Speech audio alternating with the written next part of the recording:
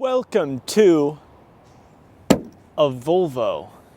This is a 2001 Volvo S80 T6 Executive, and I think the best way to describe what this car is sort of like the Swedish Crown Victoria. The Ford Crown Victoria ended the American luxury land yacht large sedan class, and those cars were used as police interceptors, taxis. They were strong, reliable V8 workhorses that you could depend on every day, but they were big luxury boats. They didn't handle very well, but they were comfortable. They had nice big plushy seats on the inside. The steering was really light. It was the last example of what is now a bygone era for American cars. The Volvo S80 came about, I could be wrong, when Ford purchased Volvo. Volvo was getting a lot of money in from Ford in the mid-90s. So they decided that they wanted to make a luxury executive. I'd say it's a large sedan. Wikipedia says it's a mid-size sedan, but it's pretty massive. I'm going to say it's a large sedan. They wanted to make a big, large luxury sedan to compete with all the German big boys and, dare I say, other obscure luxury cars like the Jaguar XJ and the Lexus LS. Volvo clearly wanted a part in this as well, which shows with the fact that this thing is so huge, so substantial, and it's also really, really pretty. In this time period, the late 90s into the early 2000s, they were trying to reinvent their styling while also keeping the same sort of brand identity. So they kept the grille on the front with the Volvo logo, obviously, and then the sort of styly diagonal line that goes through it. They kept the headlight washers. There's this line that starts at the front of the hood, the very front, and it goes all the way to the back here and ends at the trunk lid, which results in a strangely shaped taillight that juts out quite far from where the fender ends. It's a little surprising to see. It follows this styly line all the way to the back, which is a really cool look, and it's definitely really good car design, I have to say. This car also has lovely 17-inch wheels that are really, really busy looking, but they look at home on a luxury-esque vehicle like this. When you look at it, it definitely looks like a luxury car. It looks simplistic yet elegant, beautiful yet understated. It kind of does make you feel a little bit sad that the era of car design that was just supposed to work and not take risks seems to be gone. But that basically means that these days, car design on large luxury cars is a lot more exciting and it's meant to be more distinctive. So yes, it's sort of the European Crown Victoria doppelganger to me, but the details on it, like the taillights, the grille on the front, and this line that goes down the side, definitely make it a little bit more distinctive and modern and more intelligently designed looking, but the general shape and size remind me of the Crown Victoria. But still, I think it's a really pretty car. But where I think things get really interesting is underneath the hood. Now, yes, your eyes are not deceiving you. This car has 3 windshield washers, which is a little bit weird, but that's what you get when you're the sort of successful Swedish businessman that really wants to drive around in pure luxury and up there in the frozen north. The 3 windshield washers. Opening the hood, and what you see before you is a twin turbocharged straight 6 engine, 2.8 liters, developing 270 horsepower and 280 pound-feet of torque. Now, none of that matters because what's weird about this car is that this straight 6 is mounted transversely, which you almost never see except for various Volvo powertrains. Yes, this means that the area for working on the car on the front and the back of the engine is very, very narrow, which meant that they were forced to fit a very small automatic transmission in there, which apparently was not up to the task of handling all the power and the torque from this engine. So these cars apparently are known for having transmission problems. This one seems to be fine though. These earlier S80s were only available with front-wheel drive. All-wheel drive did come later when I think the 2.5T, the 5-cylinder, arrived. Later, a V8 developed by Yamaha was put in this car too, which is probably the better buy, to be honest. But I just think it's interesting the way they decided to mount a straight six sideways, but I guess that does mean that the hood doesn't have to be very long, and that also means that there's more room in the passenger compartment, and they still get a smooth straight six engine, which is a good luxury car powertrain. So it sort of makes a little sense. Not a lot, but it's definitely an interesting thing. This angle that you see the car right here is kind of its more weak angle because the distance between the wheels and the bumpers are huge in this car, which always kind of hurts the general look, but we'll forget about that. Let's check the practicality. Now this trunk lid always comes really close to hitting the rear window. At least to me, like it angles back quite far and I'm always worried that I'm gonna break the window, but it's a surprise to absolutely nobody that this car has a massive trunk. That's just what you get for such a large car and such a large rear overhang. I think nice little, ooh. That's ominous. You open up the floor and you find not an underfloor storage area, but you do have an area to put a space saver spare tire back here, which is nice for emergencies and things. The battery is back here, which is interesting. You could say that's just to help weight distribution, but I think that's probably because they ran out of room in the engine bay because of the transverse 6-cylinder. On the bottom of this floor opening thing, you have instructions on how to use the emergency jack, and it has a little picture of a Volvo S80 showing the jacking points on it, but it's kind of a nice little picture. I've got backrest releases for the rear seats, obviously. I have no idea what this does.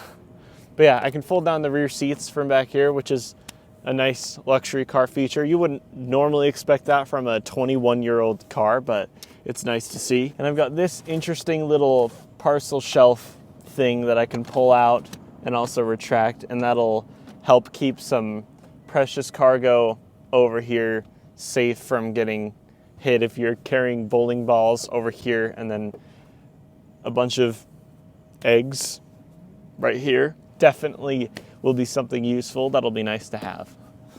And yeah, this trunk is massive. Like, so big that I can fit myself in it. See? I could fit two of me in it. This is a good car for murderers. So if you're a murderer, you want to stuff bodies back here, yeah, Volvo S80 gets a pass. Let's check the rear seat room of the Volvo S80. Now it's worth noting, this may not be a true large limousine luxury sedan like a long wheelbase 7 Series or a long wheelbase S-Class, but this was about the largest, most luxurious luxury sedan that you could get out of a Swedish car company, I believe. There's really nothing else at the same time as the Volvo S80. So this was Volvo's best attempt yet at the time at a full-size luxury sedan. So it's important that it does well back here. I'm 6'2.5". I'm tall. So this is kind of a good benchmark, I suppose. Ugh. So I get in, and I mean, it's okay, but I would expect a lot more legroom, at least. I mean, the trunk is so massive that you feel like they could have brought the rear seats back just a little bit more to give the rear seat passengers more room, because that's more important if you ask me in a luxury car. The seat has an interesting little cutout, so it gives me a little bit more room to actually push my legs in, but I try to move them around, they just get stuck by the seat. Without it, it's really uncomfortable. My feet are trapped underneath the seat here. There's really no room to spread out at all. I do have barely enough headroom. I drove around in a Volvo V70R a couple years ago, and that had the same problem. Like, there was too much cargo room and there was not enough seat room at all, and I found it to be really disappointing. You'd say, well, get the long wheelbase version, but there was actually no long wheelbase S80, at least in this first generation. So this is basically all you got, which really sucks. What doesn't suck though is a nice little center console armrest here, so that adds to your comfort a little bit. Cup holders, which slide out luxuriously and gracefully once you press on them, and we've also got a little storage area right here, which is nice, and it's magnetized, which is interesting, I suppose. And again, this car was also available with a fridge back here and like this nice long armrest area. Instead of having a center seat back here, you could do that. That was an option. This car obviously doesn't have that. Cigarette style outlet right here, which is nice. It's kind of what you'd expect. Oh, look at that. It says 12 volt on the cover, so you know what it's supposed to be used for, to actually charge stuff. This is all nice wood right here in the center, which you wouldn't normally expect. There is a transmission tunnel, which is annoying considering the fact that this car is just front wheel drive. Again, all wheel drive was available on the S80, but when you don't have it, you basically just have one downside and there's no upside to make up for it. On the B pillar here, I've got air vents for the rear passengers, which is a nice little luxury feature. You can, play around with it as you drive down the street, thinking about how you should have bought a long wheelbase 7 Series instead, which was more expensive. But, you'll be thinking, man, I wish I saved more money and bought a 7 Series because I'd have more room to spread out back here. Man, I'm a failure as a businessman. Oh well. But overall, there isn't really that much exciting about the back seat of this car. It's just, considering the size, you would expect it to be better, but it's good enough for most people on regular commutes, just not for chauffeuring.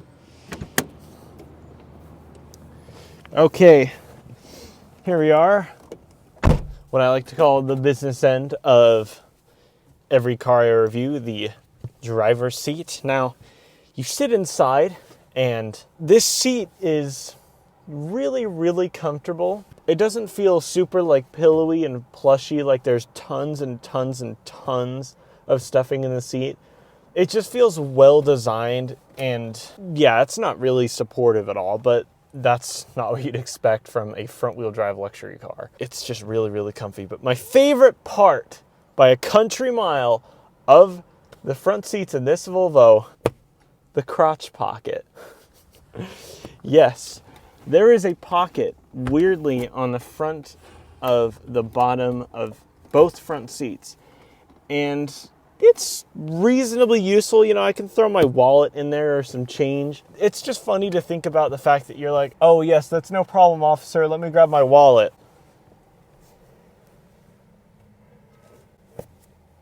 Here you go. It's just funny. It's just funny that there's a little pocket right here, right in between your legs, and you have to reach down. Okay, let's move on from that. I've got a whole host of buttons up here, a couple blank ones that are ugly and annoying and I don't like, but cars from this era had blank buttons everywhere. This button right here drops the rear headrest, which is really cool. And once they've already dropped, you can just press it and it makes this satisfying clicking noise, which I kind of like. I have no idea what this button does, but it's fun to at least press it. This button right here is the valet mode, which is pretty cool, I suppose. Moving up a little, I've got the infamous Volvo sitting man buttons with the arrows. People generally liked this feature when it was in Volvos, and I do too, because it's really nice and easy to understand, and it's functional. The climate controls overall are quite easy. I've got heated seats, which are okay, but they're pretty weak. Got a CD player and a cassette player, which is really cool to have. And I actually haven't really tested the radio in this car, so I'm sure it works great. To the left, I've got this little storage area. There's not a lot that would fit in there. You could fit smaller phones and maybe like some headphones in there, not sunglasses or anything, but it's better than having absolutely nothing. But this whole interior area is nice and well designed and luxurious looking. The dashboard is pretty far away from me, and I've got this nice wood trim again. Nothing really interesting with this steering wheel here. I mean, it's got the essentials like the volume controls, horn, the cruise controls. This is a nice large speaker thing here, and it looks pretty cool. In this gauge cluster, there's not really a lot to talk about, but there is a little screen over to the left, which you can circle through menus like your average MPG, things like that, with this little dial on the indicator stock, which is cool. Automatic headlights, which is pretty cool. I've got front and rear fog lights, which is a usual kind of European car thing, but I always like to see that. Child locks right here on this button, which is nice that I could just activate that. So I think it's time that we take this car for a drive.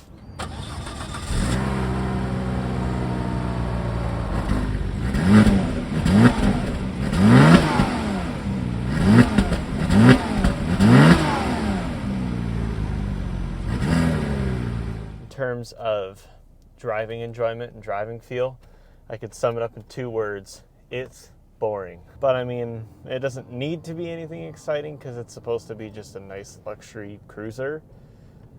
And I think it does that pretty well. It's comfortable.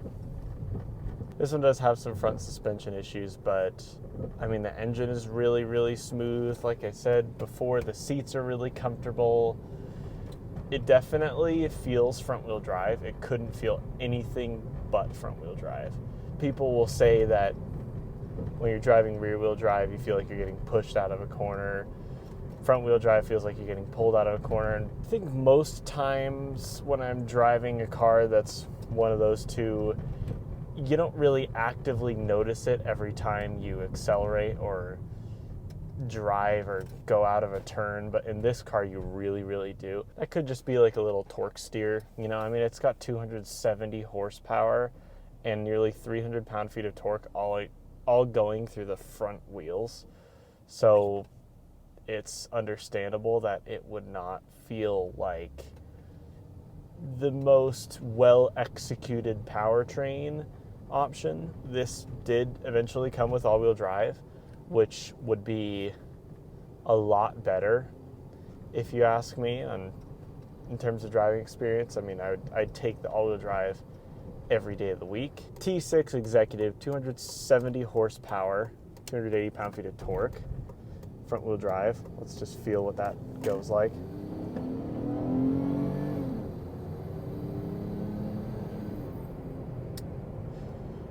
Yeah, it's pretty quick. It definitely feels powerful. There isn't really turbo lag. Again, it's a twin turbo straight 6.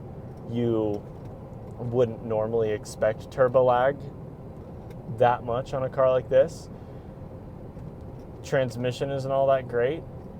It kicks down, but it took a second, and once it kicked down and it knew that I was committed to actually getting some serious speed, it went. And it's not an exciting level of power that I'm getting, but it was definitely enough. When I drive this thing, I honestly feel like I'm some sort of political science professor at a university on my way to my job. I don't know, there's just something about feeling like a professor when I drive this car. I don't really get it.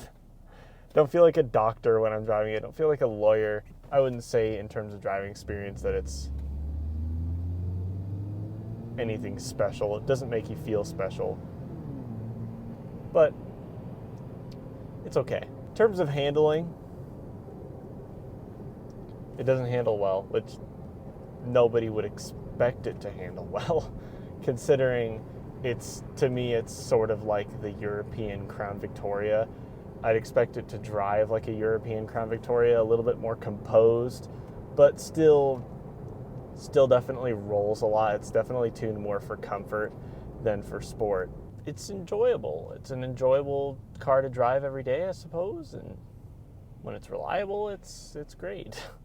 So yeah, overall, this is a kind of boring, unexciting, but comfortable, nice, easy to use every day luxury Swedish limousine. And here's the surprise.